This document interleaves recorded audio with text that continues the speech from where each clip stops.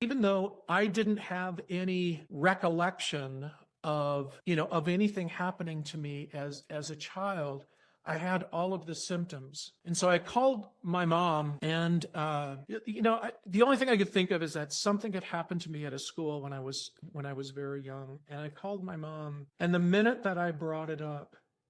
she started getting really nervous, and she was clearing her throat, and I could tell that she was choosing her words very carefully, as though she knew something that she didn't want me to know. And the most I could get out of her was that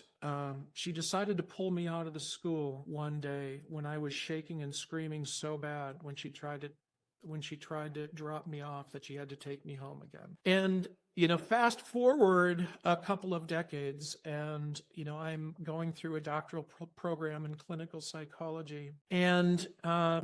one of the things that really fascinated me was trauma, emotional regulation, and what happens in relationships. In fact, much of my professional work was in the field of couples therapy. And one of the things that really drew me to write this book is I started seeing how trauma that people had experienced in their own lives was showing up in relationships in the form of having conflict that people just can't resolve, where things would just escalate out of control and seemingly for no reason, or arguments that all of a sudden seem to take a twist, or people shutting down, or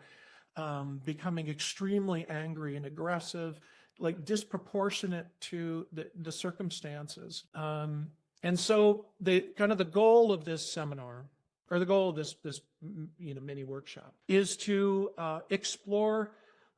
perhaps a little bit of a different way of thinking about emotional trauma, in a way that I think is more accurate to how trauma is actually experienced, and as well as a number of the tools that I have found to be really helpful, not only for myself, but also for the couples I work with and the individuals that